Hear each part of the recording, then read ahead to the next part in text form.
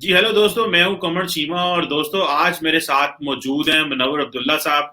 आप अमेरिका में बिजनेसमैन हैं और इस वक्त पिछले 7 हफ्तों से दुबई बैठे हुए हैं, क्योंकि दुबई में एक एक्सपो हो रहा है और उस एक्सपो को बड़े जो है वो थॉरली इन्होंने देखा है। तो मैंने मुनव्वर भाई से पहले भी बात की थी एक दफा, जब ये अमेरिका में थे और न्यूयॉर्क में अपना बिजनेस करते हैं और बड़े अच्छे स्टॉक एक्सचेंज को समझते हैं, बिजनेस को बड़ा इन डेप्थ समझते हैं कि इंटरनेशनल मार्केट्स में क्या हो रहा है, फिर साउथ एशियन मार्केट्स को।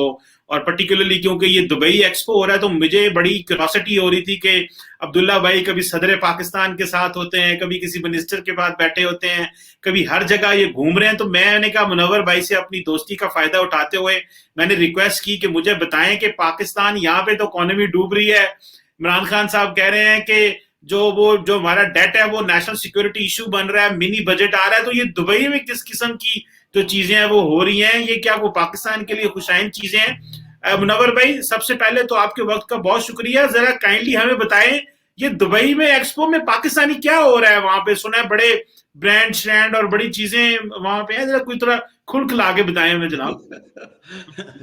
अस्सलाम वालेकुम कमर भाई, बहुत शुक्रिया कि आपने इनवाइट किया।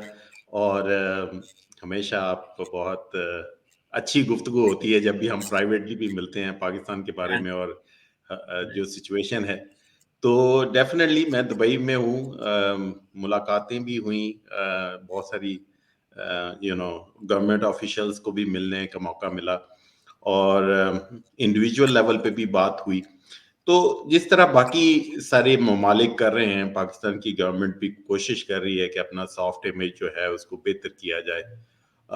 तो उस सिलसिले में मेरा ख्याल है सारे सूबे और जो बड़े बैंक्स हैं, पाकिस्तान के स्टेट बैंक ने भी इवन यहाँ पे एक इवेंट किया जिसमें प्रेसिडेंट साहब आए थे, आपने मेंशन किया।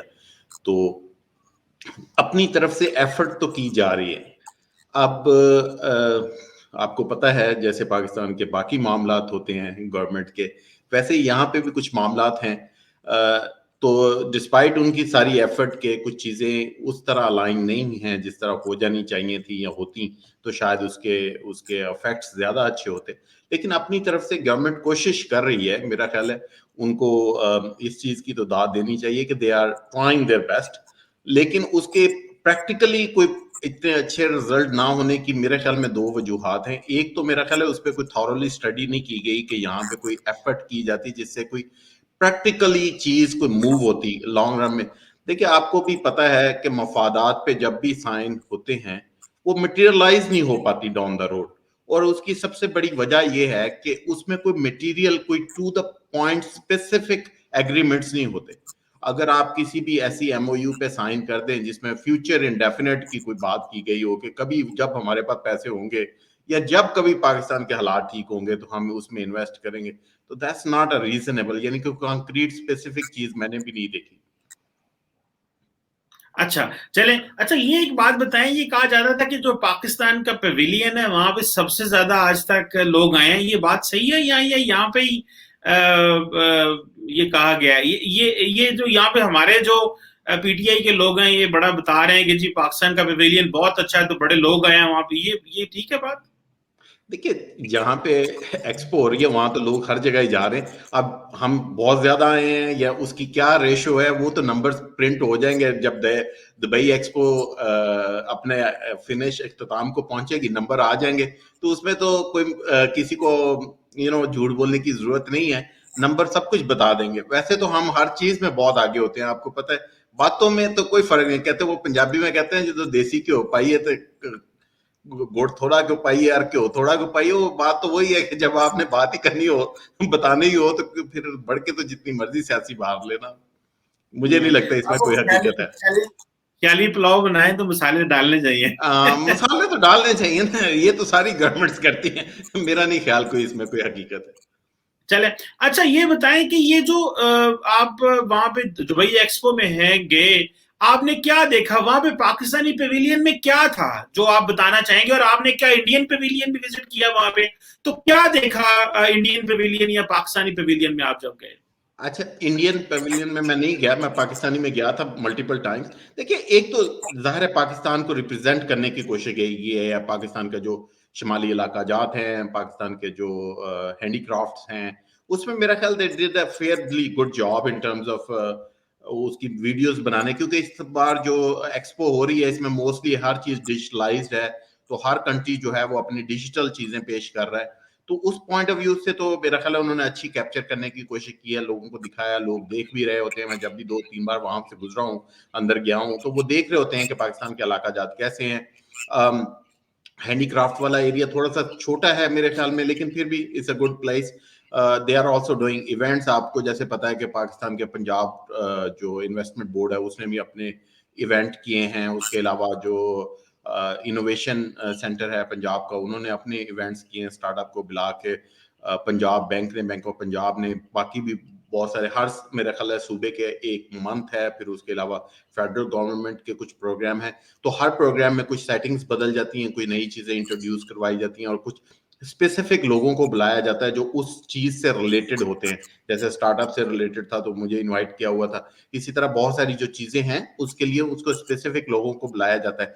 तो इन टर्म्स ऑफ रिप्रेजेंटेशन जो कर सकते हैं पाकिस्तान की, वो ठीक है। मेरे ख्याल में जो चीज मिसिंग है, जो मुझे लगता है, वो ये है कि जब भी पाकिस्तान की जो स्पेशली ये जो ट्रिप्स अरेंज किए गए हैं, एक तो मैं समझता हूं कि जब देखें कोई कंट्री डेवलप हो तो उसमें अगर वो कोई स्टेट्स या प्रोविंशियल गवर्नमेंट्स अपने आप को compete कर रही हो ना, जैसे अब अमेरिका है या कनाडा है या यूके है, उसमें अगर स्कॉटलैंड compete कर रहा है against England to bring the more foreign investment, that seems good कि चलें जी ठीक है, आपने स्कॉटलैंड अगर पीछे रह गया बाकी इंग्लैंड से तो आप स्कॉटलैंड को कर रहे हैं क्यों। लेकिन जब पाकिस्तान में हर जगह इतनी अपॉर्चुनिटी है, I think there should be a much better कि अगर हम जो सकाफती प्रोग्राम होते वो स्टेट वाइज प्रोविंशियल होते, जो गवर्नमेंट फॉरेन इन्वेस्टमेंट के लिए एफर्ट की जाती वो एक गवर्नमेंट लेवल पे, फेडरल गवर्नमेंट लेवल पे एक यूनिट के तौर पे, एक कंट्री के तौर पे होती तो मेरे ख्याल में ज्यादा इफेक्टिव होती। लेकिन this is just my personal opinion. अच्छा, ये बताइए, स्टार्टअप के हवाले से मैं देख रहा था कि आपको अगर उन्होंने बुलाया वहां पे, मैं देख रहा था कि इंडिया के अंदर जो वेंचर कैपिटलिस्ट हैं, उन्होंने कोई पिछले साल मेरा ख्याल है या इस साल जो बनता है कोई तकरीबन 19 अरब डॉलर दिया स्टार्टअप्स के लिए। It means they believe so much in those in startups. Pakistan में स्टार्टअप्स की क्या वैल्यू है, और यहाँ पे क्या जो वेंचर कैपिटलिस्ट हैं, कोई लोग इन्वेस्ट करना चाहते हैं, क्या लोग अच्छे आइडियाज लेके आते हैं, या जो आपका एक्सपीरियंस है इस हवाले से हमें शेयर करें। और ये जो दुबई एक्सपो पे क्या पाकिस्तान के यूथ ने या किस हवाले से ये जो स्टार्टअप्स के हवाले से बात की गई, या जो इन्वेस्टर्स हैं वो किस हवाले से पाकिस्तान में इन्वेस्ट करना चाहते हैं, अगर कोई करना चाहता है तो। स्टार्टअप में देखिए दो चीजें हैं। एक तो इंडिया हमसे स्टार्टअप्स में और उसके इकोसिस्टम में हमसे काफी आगे, मेरा ख्याल है कम से कम वो 7 साल के करीब, 6 से 7 साल हमसे आगे हैं, क्योंकि वहां पे थोड़ी सी जल्दी होने शुरू हो गई थी चीजें। दूसरा ये है कि जो वहां से इंडिया से जो लोग अमेरिका गए थे, जिन्होंने सिलिकॉन वैली में काम किया, उसका बहुत इफेक्ट है। वो वापस आ रहे हैं, वो आके काम कर रहे हैं, तो नॉलेज जो ट्रांसफर हो रहा है उसका बहुत बड़ा इम्पैक्ट है। तीसरी चीज ये है कि आप खुद सोचें, जब अमेरिका की 11 बड़ी आईटी कंपनीज के हेड जो हैं, सीईओ जो हैं, वो इंडियंस होंगे। और एज यू नो कि इंडिया और अमेरिका के ताल्लुकात बनिस्बत पाकिस्तान बहुत अच्छे हैं, और वहां से जो फ्लो ऑफ कैपिटल है वो वहां उस रेफरेंसेस से भी हो रहा है। तो इसकी बहुत लंबी डिटेल है, आपको भी उसका पता है, हमें भी है। तो एक वो जैसे मैंने आपको लास्ट टाइम भी कहा था कि इंडियन फीयर फैक्टर भी है, कि इंडियन फीवर इंडिया में, अमेरिका में इस वक्त हाई है। हर चीज इंडिया जो करता है वो ठीक है, जो पाकिस्तान कर रहा है वो शायद ठीक नहीं है। दूसरी चीज ये है कि जाहिर है पाकिस्तान ने अपने आप को उस लेवल पे रिप्रेजेंट नहीं किया जिस लेवल पे वो रिप्रेजेंट कर सकता था या होना चाहिए था। लेकिन अभी कोशिश कर रहे हैं लोग, जो पाकिस्तानी बाहर गए हुए थे जिनका वो नॉलेज था, वो नॉलेज को लेके वापस आ रहे हैं पाकिस्तान, और वहाँ यहाँ पे अच्छे स्टार्टअप्स भी होना शुरू हो गए हैं। लेकिन ऑफ कोर्स हम अभी बहुत पीछे हैं। वो 7-8 साल का जो किसी को हेड स्टार्ट मिल जाता है वो जाहिर है आगे निकल जाता है रेस में। तो अभी हमें कैचअप फेज में है, तो कुछ ना कुछ बेहतरी आने की तवक्को है।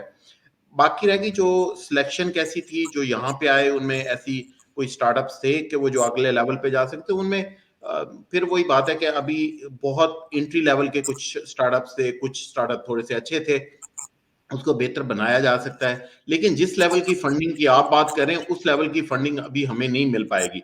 उसके लिए हमें बहुत काम करना पड़ेगा। अपनी जो एक तो जो ट्रस्ट है अपने बैंकिंग सिस्टम में, अपने लॉ एंड ऑर्डर में, उनको ठीक करना पड़ेगा। जब तक इंसान इन चीजों को नहीं, और स्पेशली जो हमारे कॉपीराइट्स के चैलेंजेस हैं या बाकी जो चीजें हैं इंटरनेशनल लेवल पे, उनको जब तक हम ठीक नहीं करते तो वो तो इतनी क्लियर होने की अभी गुंजाइश नहीं है, मेरा नहीं ख्याल कि वो हो पाएंगे। अच्छा मुनव्वर साहब, ये बताइएगा कि नॉर्मली हम यहाँ पाकिस्तान में जो सिचुएशन है वो ये है कि अगर आपने $500 भी लेने जाना है तो आपको बायोमेट्रिक करवाना पड़ेगा। ठीक है। आपको अगर मार्केट से $500, तो क्या आप क्या समझते हैं, ये एक फेवरेबल बिजनेस एनवायरनमेंट को धचका नहीं है इस तरह की चीज? या अगर हम दुनिया को अगर लेट से सेल करना चाह रहे हैं अपने आइडियाज, या चाहते हैं कि जैसे स्टार्टअप के हवाले से ले लें, या इंडिया या दुबई के अंदर पाकिस्तानी बताना चाह रहे हैं अपने बारे में, तो इस तरह की जो चीजें होती हैं, जब इकोनॉमी की डिफिकल्टी होती है, तो ये कितना नुकसानदेह हो सकता है इन्वेस्टर को कन्विंस करना पाकिस्तान में आना, जब इस तरह की सिचुएशन हो कि डॉलर की कमी हो और मार्केट में अनसर्टेनिटी हो और एक्सचेंज रेट का भी पता नहीं है। तो ये चीजें कैसे आप समझते हैं, आप क्योंकि अमेरिका में भी बिजनेस करते हैं और यहाँ पे भी बड़ा ट्रैवल कर रहे हैं, तो कैसे आप इस चीज को देखते हैं? देखिए, जहां पे करेंसी डीवैल्यू हो रही होती है ना, वहां पे चैलेंजेस होते हैं इवन फॉर लार्ज फर्म्स। अब अगर आप इस हफ्ते की देखें तो एप्पल ने पुल आउट किया है टर्की से, क्योंकि वहां पे जो लीरा की प्राइसेस हैं वो ड्रॉप हुई हैं 20% से ज्यादा पिछले 1.5 साल के अंदर। तो एप्पल के लिए बिजनेस करना वहां मुश्किल हो गया है, क्योंकि वो जो प्राइसेस हैं वो लीरा की वो जो भी सेट करते होंगे लोकल प्राइसेस, वो नीचे गिर जाती होंगी और उनको प्राइस पॉइंट के हवाले से उसको वो फेवरेबल नहीं है। तो इवन लार्ज कॉर्पोरेशन जैसे एप्पल है और जिसका प्रॉफिट मार्जिन बहुत हेल्दी हैं, उसके लिए भी डिफिकल्ट है कि एक ऐसे मुल्क में बिजनेस करना जिसकी करेंसी जो स्टेबल नहीं है। दुनिया का कोई इन्वेस्टर उस मुल्क में अपने पैसा इन्वेस्ट नहीं करना चाहता जहां पे करेंसी 20% या 15% से के करीब हर वक्त डिवैल्यू हो। 2-3%, 5%, 7% रीजनेबल है, चलें आप उसको हैज कर सकते हैं, उसके अगेंस्ट सर्टन थिंग्स हैं विच की जा सकती हैं। लेकिन जब करेंसी इतनी ज्यादा तेजी से डिवैल्यू हो रही हो, वहां मुश्किल है किसी फॉरेन इन्वेस्टर के लिए, अनलेस कि वो नेस्ले है जिसने 100 साल की फिक्र नहीं है उनको। नेस्ले 100 साल के लिए इन्वेस्ट करता है, वो कहते हैं हम जहां जिस मुल्क में 100 साल में नहीं रह सकते, हम वहां जाना नहीं चाहते। तो नेस्ले एक वेरी डिफरेंट थिंग का, अगर आप लार्ज स्केल कॉर्पोरेशन को लेकर आ रहे हैं। लेकिन छोटा इन्वेस्टर जो है, या जो अगर वो किसी बहुत बड़ी फर्म नहीं है, उसके लिए चैलेंजेस हैं कि करेंसी डिवैल्यूएशन को कैसे मैनेज किया जाए, उसका हेज कैसे किया जाए। दूसरी चीज है, ये जो करेंसी कंट्रोल है, इसका पाकिस्तान ने हमेशा मिसयूज किया है। इसको आज तक जितना अब्यूज किया गया, उसकी वजह से एक one of the biggest factor जो पाकिस्तान में कोई इन्वेस्टमेंट नहीं लेके आना चाहता, वो ये है। आप खुद सोचे, बहुत सारे पाकिस्तानी ओवरसीज हैं जिनके पास अच्छे खासे पैसे होते हैं, लेकिन वो पाकिस्तान ला के वो अपना पैसा क्यों नहीं रखना चाहते। अब देखें क्या हुआ जब हमने, नवाज शरीफ साहब ने न्यूक्लियर टेस्ट किए, उसके बाद हमने जो यूएस डॉलर्स के अकाउंट्स थे वो फ्रीज कर दिए। मार्केट में आप वो उस वक्त 46 रुपीज के करीब था यूएस डॉलर, और जब गवर्नमेंट ने फ्रीज कर दिए तो वो चला गया 57 के करीब ओपन मार्केट में। और पाकिस्तान की गवर्नमेंट ने बजाय लोगों को कि 57 पे या तो कन्वर्जन देते या उसको जो है वो यूएस डॉलर्स में रिटर्न करते, उनको लिक्विफाई कर दिया, उनको लिक्विडेट करके उनको रुपीज में at the control rate of the, जिस दिन वो उनको कंट्रोल किया गया उसके हिसाब से पैसे दिए। जब आप इस तरह की ये चीजें करते हैं तो ये चीजें लोगों की मेमोरी में होती हैं। ये अब 18 साल या 20 साल हो गए हमें इस वाक्य को, 98 का वाक्य, और मुझे अभी तक याद है क्योंकि मेरे पैसे उसमें खुद जाया हुए थे। तो अब जब किसी इन्वेस्टर के पैसे जाया होते हैं इस तरह, या उनके सामने इस तरह की रिपोर्ट्स आती हैं कि ये गवर्नमेंट जब चाहती है कंट्रोल कर लेती है जो करेंसी को, और जब चाहती है उसको थोड़ा सा फ्लेक्स कर देती है, तो ये जो फॉरेन डायरेक्ट इन्वेस्टमेंट होती है ना, उसका ट्रस्ट को डिस्टर्ब करती है। तो हमें ये इस तरह की शॉर्ट टर्म प्लानिंग नहीं करनी चाहिए, हमें लॉन्ग टर्म प्लानिंग करनी चाहिए। उसमें स्टेट बैंक ने कुछ अच्छे इकदाम किए हैं फॉर पाकिस्तानीज के लिए, कि जी आप अपने पैसे ले आए, अगर आप 3 साल तक उसको रखते हैं, उसके बाद अगर आप लेके जाते हैं, तो उसकी मैंने वो गवर्नर स्टेट बैंक जो आए हुए थे उसमें मैंने कुछ सुनी है जो अच्छी बातें उन्होंने की हैं। अब ये जो अच्छी बातें कही गई हैं, अगर इस पे अमल किया जाए और अगले 10 साल तक प्रूव किया जाए लोगों को कि आप जो यूएस डॉलर्स लेके आएंगे पाकिस्तान, उसको आप लेके भी वापस जा सकते हैं, अगर एज लॉन्ग एज के वो बाहर से पैसा आया हुआ है, no question will be asked. तो वो इस तरह के काम नहीं होंगे तो लोगों का ट्रस्ट बहाल आहिस्ता आहिस्ता होगा, एकदम तो नहीं हो सकता, क्योंकि हमने माजी में ऐसे इकदाम किए हैं जिसकी वजह से लोग जो है वो ट्रस्ट नहीं करना चाहते, या कोई जो अनलेस के नेसेसरी हो, the people will not bring the money. दूसरी चीज ये है, मैंने कई बार सजेस्ट किया है कि अगर आप ड्यू डिलीजेंस कर सकते हैं और ड्यू डिलिजेंस हो सकती है बैंकिंग में, उसको पाकिस्तान में जो टैक्स फ्री जोन्स बनाए जाएं, जैसे ग्वादर का इलाका है, बलोचिस्तान का इलाका है, सिंध का कुछ इलाका है जो जो लगता है समुद्र के साथ साथ, वहां पे आप टैक्स फ्री जोन्स बना दें और वहां पे गवर्नमेंट कहे कि अगर आप पैसा ट्रांसफर करते हैं, गवर्नमेंट के अपना बैंक बना सकती है, नेशनल बैंक बना सकती है या कोई भी जो बैंक्स हैं बाकी प्राइवेट बैंकिंग के साथ मिलके, कि अगर आप एक सर्टन तरह का अकाउंट बना दें जो फ्री जोन अकाउंट्स हों, उस फ्री जोन के अकाउंट्स के में जो पैसा है उसको टैक्स फ्री कर दें, उसको वो चाहे वो पाकिस्तानीज का हो चाहे वो ओवरसीज किसी का भी हो, फॉरनर्स का हो, आप उसको प्रोटेक्शन दें ताकि आपकी जो ज़र मुआवला है, जो आपके करंट अकाउंट में पैसा पड़ा है वो बढ़ जाए, राइट। लोग फॉरेन करेंसी लेके आए, बहुत सारे ममालिक ने ये बड़ा सक्सेसफुल किया है और अभी तो इन्होंने बॉन्ड भी इशू किए हैं कि आप उसके अगेंस्ट जो है वो बॉन्ड्स कर रहे हैं। अब ये काफी हद तक वो पाकिस्तानियों के लिए है, मैंने उसको पढ़ा था थोड़ा सा, मुझे अब उसकी कम्प्लेक्सिटी का नहीं पता, मैंने डिटेल में नहीं पढ़ सका, लेकिन अगर आप सारी दुनिया के लोगों को ये कहें कि हम आपको 4% 5% देंगे, यहाँ पे दुनिया में यूरोप में इस वक्त माइनस के करीब है, जो इंटरेस्ट रेट है यूरोप में माइनस है और जापान में भी माइनस है। तो अगर हम 3% भी दे रहे हैं, ये 4% भी लॉन्ग टर्म जो डिपॉजिट्स पे दें, तो मेरा ख्याल है काफी लोगों को अट्रैक्ट किया जा सकता है। बिल्कुल ठीक है। अच्छा, आखिर में हमें ये बताइएगा कि ये जो दुबई एक्सपो हुई है, इससे पाकिस्तान को क्या फायदा हो सकता है? पाकिस्तान एक तो चलो हो गया, कल्चर का दुनिया को बताया कि हमारी ये सॉफ्ट पावर है, चारों सूबों की मरकज में हम क्या हैं, हमारे माहौल क्या है। दूसरा, overall how it can help other than this, क्या कोई पाकिस्तान का इमेज बेहतर करने के लिए कोई हेल्प हो सकती है, या इस ये बस एक क्योंकि दुबई एक्सपो करा रहा था, हमें उन्होंने सुना जगह भी फ्री दे दी थी तो बस ठीक है ऐसे ही मिल गई हमें। How do you see this, ये क्या वाकई को पाकिस्तान को हेल्प आउट कर सकती है सारा कुछ? देखिए, जो लोग अमेरिका में रहते हैं या वेस्टर्न कंट्रीज में रहते हैं वो रिजल्ट ओरिएंटेड होते हैं, वो रिजल्ट देखते हैं कि रिजल्ट क्या है, एक्टिविटी ओरिएंटेड नहीं होते।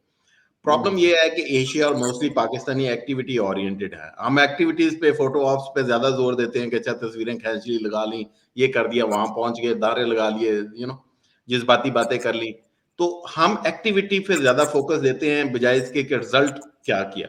रह गई बात कि इवन के वो अगर जगह फ्री में भी मिली थी, उस पर $32 मिलियन के करीब इन्वेस्टमेंट की गई है मेरा ख्याल है उसको बनाने के लिए, और उसके बाद फिर डेलीगेशन आ रहे हैं, उस पर गवर्नमेंट का काफी पैसा लग रहा है। ये जाहिर है इतने लोगों को यहाँ पे लेके आना, उनको रेजिडेंस देना, खाने पीने के इंतजाम करना, transportation, it's not a free, there is no such a thing free lunch, right. इसमें बहुत बड़ी एफर्ट है, बहुत पैसा खर्च हो रहा है। अब देखना यह है कि जितना पैसा खर्च किया गया, क्या उसके अगेंस्ट पाकिस्तान को इधर इन्वेस्टमेंट्स मिल रही हैं या ऑर्डर्स मिल रहे हैं, ट्रेड में बेहतरी हो रही है, या जैसे आपने कहा कि पाकिस्तान का सॉफ्ट इमेज जो है वो बेहतर हो रहा है कि नहीं हो रहा। अब उसको कैसे ट्रैक किया जाए? अब तो ये तो गवर्नमेंट का काम है ना, उसके सर्वे करवाए जाए डिजिटल भी, और ऑन द ग्राउंड भी पेपर फिल करवाया जाए कि आपको कैसा लगा, आप क्या सोचते थे पहले और बाद में क्या चीजें हुई। लेकिन हम उस तरफ नहीं आते, हम उसको क्वांटिफाई करने की तरफ नहीं आते कि हमने क्वांटिफाई करना है, उसको देखना है कि हमारा इमेज कितना बेहतर हुआ, लोगों को हमारी जो क्लैरिटी कितनी आई। मेरे ख्याल में इस तरह के जो इवेंट्स होते हैं, ये अच्छी अपॉर्चुनिटी होती है लोगों को मिल बैठ के बात करने की या अपने एक्सचेंज करने की आइडिया। लेकिन बहुत सारी चीजें प्लानिंग की वजह से फेल हो जाती हैं। मैं इस वाले दो जितने भी मैं इवेंट्स में गया हूं, मैंने एक चीज नोट की कि हमारा जो एक बैंक ऑफ पंजाब का था, उसमें मैं इनवाइटेड था, मैं वहां गया, मैंने देखा वो ऑलमोस्ट सारे पाकिस्तानी थे, उसमें बहुत कम लोग थे वो जो किसी और नेशन के थे। तो अच्छा होता कि अगर हम बाकी दुनिया के ममालिक के लोग चले, अगर जर्मनी और स्वीडन के लोग नहीं आते या एम्बेसडर्स या उनके लोग नहीं आना चाहते थे, या कोई लोग, हम कम से कम बांग्लादेश और नेपाल और श्रीलंका और बाकी लोगों को इनवाइट कर लेते, मलेशिया को इनवाइट कर लेते, जिनके साथ हमारे ताल्लुकात अच्छे हैं, उन लोगों को इनवाइट कर ले, या उनके जो बिजनेस काउंसल्स हैं, या यहाँ पे जो मलेशियन बिजनेस काउंसिल है, या जो उनके बाकी जो बिजनेस एंटिटीज हैं या बिजनेस के लिए जो काम करती हैं लार्ज स्केल ऑर्गेनाइजेशन, उनके रिप्रेजेंटेटिव को बुला लिया जाता है। क्यों? देखिए, पाकिस्तान की एक अपनी आवाम है जो बाहर वर्क कर रही है, लेकिन बहुत सारे वो लोग तो ऑलरेडी पैसे भेज रहे हैं, उनको कन्विंस करके आप थोड़े बहुत ज्यादा करवा लेंगे, मार्जिनल फायदा होगा, लेकिन ओवरऑल कोई बड़ा फायदा होने की उम्मीद नहीं है। तो मैंने देखा कि इसमें कुछ ऑर्गेनाइजेशनल चीजों में, यानी ग्रॉस रूट लेवल पे उसको ऑर्गेनाइज करने में बहुत सारे चैलेंजेस थे, उनको थोड़ा सा बेहतर किया जा सकता था। अमेरिका में लोग रीच आउट करते हैं, they try to bring the bridge between the certain nations and certain people and certain entities। वो कोशिश मैंने नहीं देखी कि इस लेवल पे की गई यहाँ पे। चले, लेट्स सी। ऑब्वियसली पर्पस तो ये है कि पाकिस्तान का एक इमेज पेश किया जाए और दुनिया को बताया जाए कि हम क्या कर रहे हैं, हम क्या करना चाहते हैं। लेकिन ऑब्वियसली आपकी बात ठीक है कि सारी इंपॉर्टेंट चीज ये है कि सिर्फ फोटो ऑप्स ना हो, एक्चुअली एक्टिविटी बेस्ड चीजें ना हो, उसको ट्रैक आउट करें बाद में कि चीजें वाकई कोई मटीरियलाइज होती हैं, कोई वाकई बिजनेस हो पाता है, या कि बस हमें तस्वीरें ही खींची गई। और ये भी ऑब्वियसली इसका भी पता चल जाएगा। Thank you very much Munawwar Abdullah sahab for helping us to understand कि दुबई एक्सपो में क्या हो रहा है और पाकिस्तान वहां पे क्या कर रहा है। बहुत शुक्रिया। शुक्रिया जी, थैंक यू सो मच।